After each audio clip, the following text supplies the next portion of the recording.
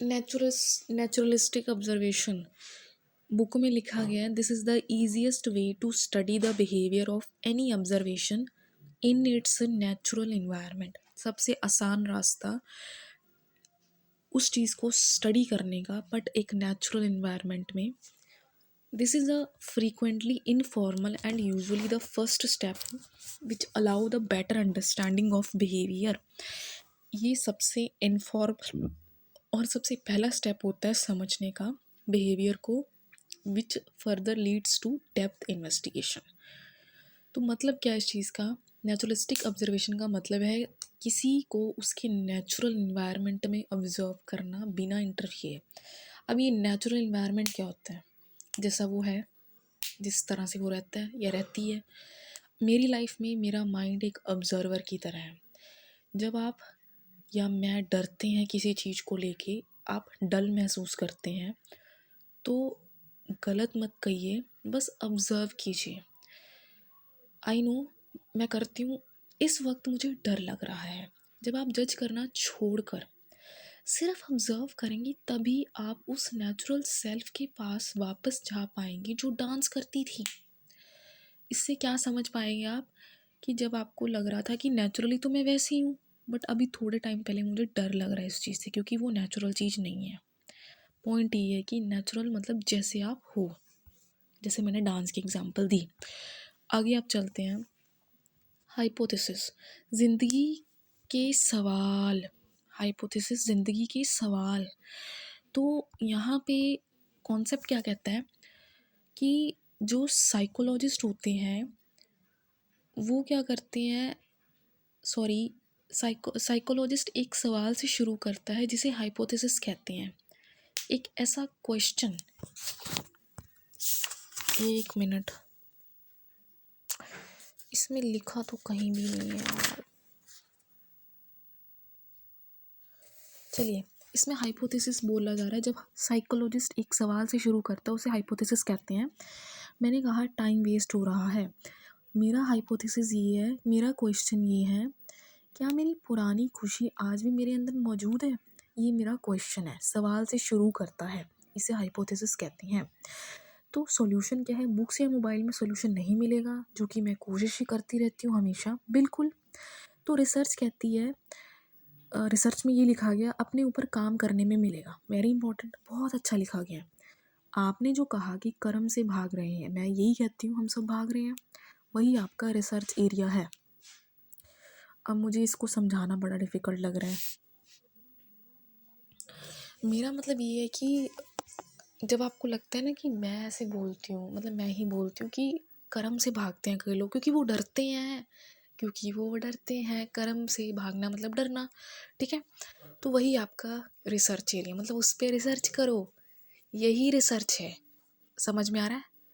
Research का मतलब होता है उसी चीज़ पे रिसर्च करना, उसी चीज़ पे इन्वेस्टिगेशन करना, स्ट्रेस में काम करना कर्म नहीं है, बोझ है। स्ट्रेस में काम करना कर्म नहीं, बोझ है। मतलब जब आपको स्ट्रेस हो रहा है तो आपको काम नहीं मतलब लग रहा, वो तो बोझ है। ये सबके साथ होता है, पर करना तो पड़ता ही है ना। बिना डर के काम करना ही असली कर्म है। चलिए आगे चलते हैं। अब हम केस स्टडीज़ की तरफ चलते हैं। केस स्टडी में एक लाइन लिखी गई है, it refers to gathering the detail information on a specific individual. जब आप किसी चीज़ के ऊपर डिटेल में इंफॉर्मेशन करते हो, सर्च करते हो, जो कि एक इंडिविजुअल हो सकता है, ये जो टेक्निक है सबसे पहले हमारे प्रोफेसर फ्रीवुड जी ने यूज़ की थी। तो it refers to the process of research it into the development of particular person, group, situation over a period of time. ये ऐसा प्रोसेस है जिस पे आप रिसर्च करते हो उसकी डेवलपमेंट के लिए, किसी पर्सन की, उस कोई ग्रुप हो सकता है, कोई सिचुएशन हो सकती है, टाइम के हिसाब से, जैसे कि मैं कर रही हूँ, मैं भी तो वही कर रही हूँ। ये लिखा है कि मेरी लाइफ में मैं खुद अपनी लाइफ की केस स्टडी कर रही हूँ। बिल्कुल बिल्कुल।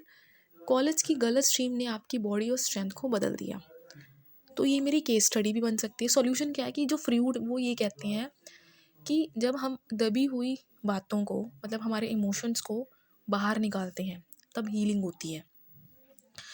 आपका परफॉर्मर वाला मास्क तभी उतरेगा जब आपका एक्सेप्ट कर लेंगे कि आप बदल गई हैं। ये मेरी एग्जांपल है, ध्यान से समझिएगा। जैसे मैं परफॉर्मर थी, तो ये जो मेरा मास्क है, मतलब मैंने पहन रखा है, ये उतरेगा मतलब जब आप एक्सेप्ट करेंगे कि आप बदल गई हैं। आई नो, पर बदलने का मतलब खोना नहीं होता, इवॉल्व होना होता है। ये नहीं है कि मैंने छोड़ ही दिया, मेरा मतलब है कि इवॉल्व हो गई, किसी और चीज़ में इवॉल्व हो गई, छोड़ा नहीं है, इवॉल्व हो गई, मतलब अब मैं चेंज हो गई हूँ, दैट इज़। तो केस स्टडी का मतलब होता है detail information of specific individual, जैसे मैं अपने आप पे कर रही हूँ। प्रोसेस होता है development of particular person group situation over a period of time. आगे दिया जा रहा है कोरिलेशन। कोरिलेशन दिया जा रहा है जिसमें एक डेफिनेशन दी जा रही है, this investigates the degree by which variables are related. ये किस चीज़ को इन्वेस्ट करता है? डिग्री को, जिसमें हम वेरिएबल्स को रिलेट करते हैं। इसकी रेंज बताई जा रही है -1 से लेके +1 तक होती है, जहाँ पे -1 एक परफेक्ट नेगेटिव कोरिलेशन है, और जो कि ज़ीरो है वो नो कोरिलेशन होता है, और जो +1 है वो परफेक्ट पॉजिटिव कोरिलेशन होता है। तो पॉजिटिव कोरिलेशन का मतलब होता है high score of one variable with a high score of another variable. अगर आपके पास पॉजिटिव कोरिलेशन है तो उसका मतलब है कि सबसे ज़्यादा स्कोर है एक वेरिएबल के साथ दूसरे के होने की, ठीक है। तो correlation should not be confuse with a casualty. अब इसको समझते हैं कैसे। मतलब क्या है कि अगर +1 का मतलब होता है कि परफेक्ट मैच, जैसे कि लिखा यही है कि +1 जो है बिल्कुल परफेक्ट पॉजिटिव कोरिलेशन है। पर जो पर जो मेरी बात सुनिए, जो नेगेटिव है वो बिल्कुल ऑपोजिट है। मतलब कि जब -1 आ रहा है, तो वो चीज़ क्या है आपके लिए? वो चीज़ आपके लिए एक ऐसी है जैसे कि negative, perfect positive, negative opposite. तो लाइफ में, परफॉर्मर लाइफ के बीच नेगेटिव कोरिलेशन हो गया है। मेरे लिए मेरी पॉजिटिविटी परफॉर्मर है, पर उसके बीच में एक नेगेटिविटी आ चुकी है, वो कोरिलेशन में बदल चुकी है। एक बढ़ता है तो दूसरा घटता जा रहा है। I know it. बिल्कुल सही। सोल्यूशन क्या है? इस गैप को ख़त्म करने के लिए आपको ज़ीरो कोरिलेशन पर आना होगा, ना पॉजिटिव ना नेगेटिव। तो ज़ीरो कोरिलेशन कहता है कि कोई कोरिलेशन नहीं है, ना पॉजिटिव ना नेगेटिव। तो जहाँ बाहर की दुनिया का असर आपके अंदर की शांति पर ना पड़े, ये भी कह सकते हैं हम। चलिए हम देखते हैं, अब हम किस चीज़ पे आएंगे। 1 मिनट इसको छोड़ के थोड़ा सा आगे बढ़ते हैं।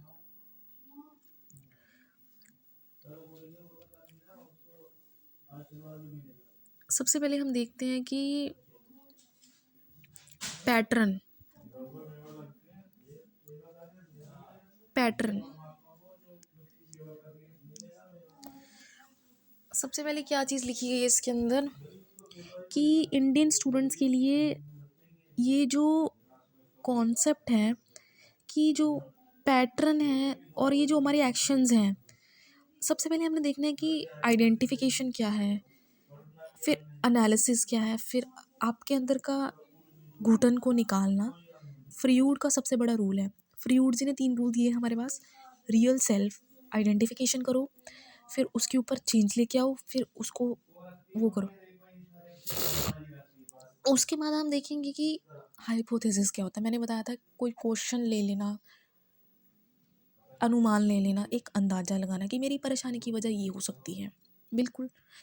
ऑब्जर्वेशन ले लेना, बिल्कुल साक्षी भाव ले लेना, बिना जज किए खुद को देखना, जैसे कि हम करते हैं।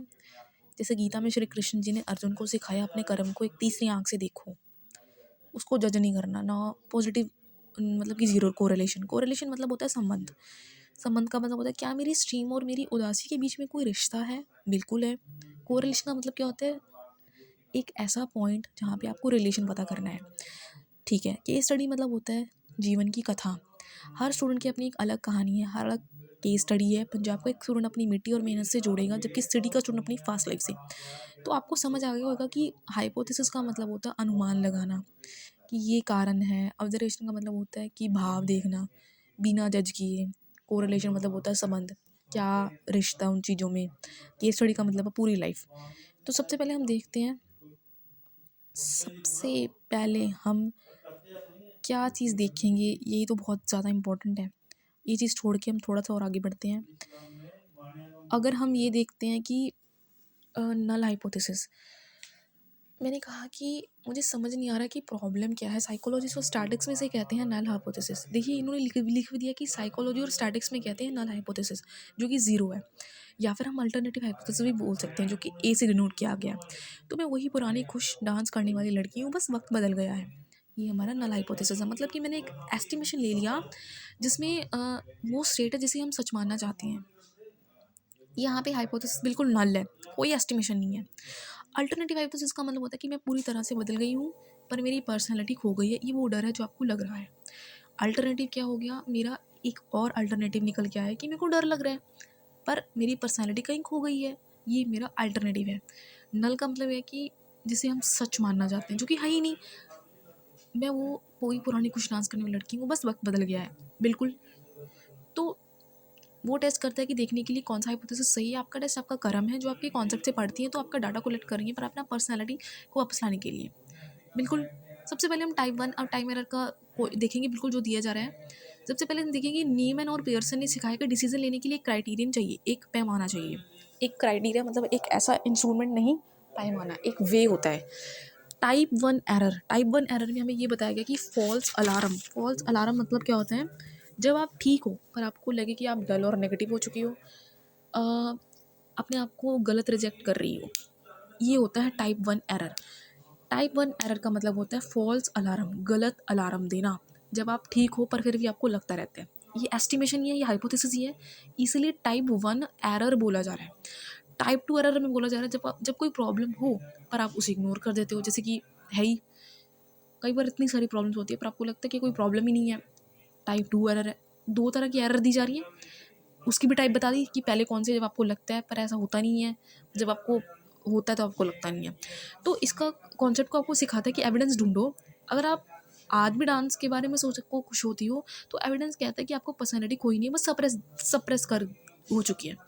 तो हम इसको लॉजिकल वे में कैसे करेंगे, चलिए आइए देखते हैं। सबसे पहले हम देखते हैं कि लॉजिकल में जैसे कॉन्सेप्ट दिमाग के चॉइस को एक सिस्टम में बदल देता है। जैसे कि आपको पता होता है कि मैं इस वक्त स्ट्रेस में हूँ क्योंकि मेरा हाइपोथेसिस गलत जा रहा है, तो डर खत्म हो जाता है।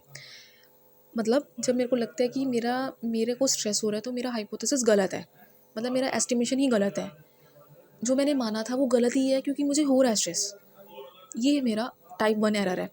तो भगवान जी के अकॉर्डिंग इन्फॉर्मेशन को भगवान इसलिए कहा गया क्योंकि इन्फॉर्मेशन बिल्कुल सही दिखाती है, बिल्कुल बिल्कुल बिल्कुल। जब आप जे नीमन के रूल्स अपनी लाइफ को देखेंगी तो आपको लगेगा कि आप एक सब्जेक्ट है जिसके ऊपर रिसर्च हो रही है, ना कि एक विक्टिम है जो दुख दे चल रही है, बिल्कुल। ये पॉइंट ऑफ व्यू है भगवान जी का भी, और ये पॉइंट ऑफ हमारे जे एंड मैन के रूल्स के अकॉर्डिंग। सिस्टमैटिक रिसर्च वर्सेस हैमाजेट, तो ये हमारा मेथोडोलॉजी फर्स्ट का पॉइंट है। सिस्टमैटिक रिसर्च में बोला जा रहा है, सबसे पहले इसकी डेफिनेशन सुनिए। Research is not a hazard, rather a psychology. ये ऐसी हैजर्ड नहीं है, ये साइकोलॉजी है।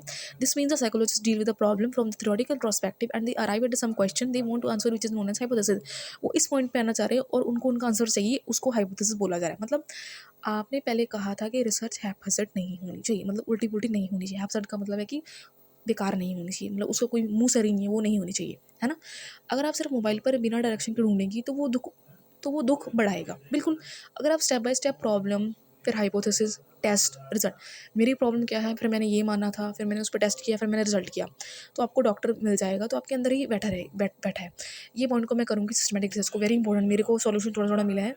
तो सबसे पहले हम देखते हैं, जब मैंने प्रॉब्लम को डिफाइन किया, तो मेरे को साइकोलॉजिकल ऑब्जर्वेशन ये मिली कि मैं कौन थी, अब मैं क्या बन गई हूँ। और रिसर्च गोल क्या कहता है कि आप इस गैप को खत्म करना ताकि आपका वापस नेचुरल इंसान बन सके, जो आप बिना डर के डांस करता था। ये नेचुरल वाला हो गया। हाइपोथेसिस टेस्टिंग क्या कहती है, नल हाइपोथेसिस, मेरी पुरानी नेचुरल पर्सनैलिटी जो कि मेरी डांस और खुशी है, आज भी मेरे अंदर मौजूद है, सिर्फ एनवायरनमेंट और स्टीम बदलने से वो थोड़ी देर के लिए दब गई है, मतलब कि नल हो चुकी है, ख़त्म हो चुकी है। ठीक है। ख़त्म का मतलब ये नहीं है कि बिल्कुल ख़त्म होगी, मतलब कि थोड़े टाइम के लिए दब गई है। अल्टरनेटिव का मतलब होता है कि मेरी नेचुरल पर्सनैलिटी पूरी तरह ख़त्म हो चुकी है और मैं सिर्फ अब एक टीवी परफॉर्मर बनकर रह गई हूँ। ये है अल्टरनेटिव। तो अगर हम ये चीज़ देखते हैं क्राइटेरियन की, आपने कहा कि जब मैं सोचती हूँ तो मेरा दिमाग ऑपोजिट जेंडर अट्रैक्शन और डलनेस से चलती है, तो ये ख्याल आपको एक्शन लेने से रोक रहे हैं, तब आपको टाइप 1 एरर कर रही हैं, यानी आप अपने अंदर से असली ताकत को गलत मानकर रिजेक्ट कर रही हैं। तो आपकी जो स्ट्रेंथ क्या है कि ऑपोजिट जेंडर अट्रैक्शन जो भी है, ये डलनेस है, ये है। तो मतलब ये नहीं है कि आपको ये ख्याल आपको एक्शन लेने से रोक रहा है। तो आप ये गलती मत करिए, आप अपने आप को अंदर की असली ताकत को गलत मत मानकर रिजेक्ट कर रही हैं, ठीक है। नेचुरलिस्टिक ऑब्जर्वेशन हो चुका है, कोरिलेशन में द्वारा पढ़ते हैं, जब आप मोबाइल से इमोशन जोड़ती हैं तो आपका रियल लाइफ से डल हो जाती हैं, तो ये नेगेटिव कोरिलेशन है। बिल्कुल सॉल्यूशन ये है कि मोबाइल को सिर्फ इन्फॉर्मेशन के लिए रखिए, डांस या सोशल वर्क को आउटपुट बनाएं, डांस या, ठीक है। तो आगे पॉइंट क्या आ रहा है कि एक बारी सॉल्यूशन पढ़ लेते हैं। परफॉर्म हमेशा दूसरों के लिए जीता है। रिसर्च में जब तक सब्जेक्ट रियल नहीं होगा, रिजल्ट नहीं सही देगा। फेस द डलनेस, डल लग रहा है, वो एक्चुअली आपकी नेचुरलिस्टिक स्टेट है। जो थक गई हैं, जो स्ट्रेस मत लीजिए, इसे रेस्टिंग पीरियड पर रखिए। कॉन्सेप्ट आपके लिए तब बनेगा जब आप सिर्फ पढ़ेंगी नहीं, बल्कि आप अपनी नेगेटिव फीलिंग को एक वेरिएबल की तरह देखेंगे। तो आप अपनी बेसिक्स की तरफ, ये है जब नॉलेज समझना है तो क्या करें, बेसिक्स की तरफ जाइए। मतलब है कि सिर्फ ये देखिए कि कहना क्या चाहते हैं। अगर नेम एंड डिसीजन मेकिंग की बात कर रहे हैं तो वही कह रहे हैं कि कृष्णा जी ने अर्जुन को डिसीजन लेने से ये सिखाया था। मेरा पॉइंट ये, back to basic, back to basic, back to basic. फिर उसके बाद है कि वर्नैकुलर कनेक्शन, मतलब ये है कि कोरिलेशन को रिश्ता बनाए रखिए, वेरिएबल को बदला। कोरिलेशन एक रिलेशनशिप होता है, वेरिएबल एक चेंज होता है। बिल्कुल बिल्कुल, जब आप अपनी मिट्टी को भाषा में बात करेंगे तो डर खत्म हो जाएगा। बिल्कुल बिल्कुल बिल्कुल बिल्कुल सही बात बोल रहे हैं। जैसे कि मैं हूँ, ठीक है। फिजिकल एक्शन का मतलब डांस एक आर्ट नहीं है, वो काइनेस्टिक एंड इंटेलिजेंस है। जब आप डांस करते हैं तो आपका दिमाग अपने आप हाइपोथेसिस टेस्टिंग कर रहा होता है, कौन सा स्टेप सही है, कौन सा गलत है। ये भी हो चुका है, तो थोड़ा सा स्टॉप करते हैं।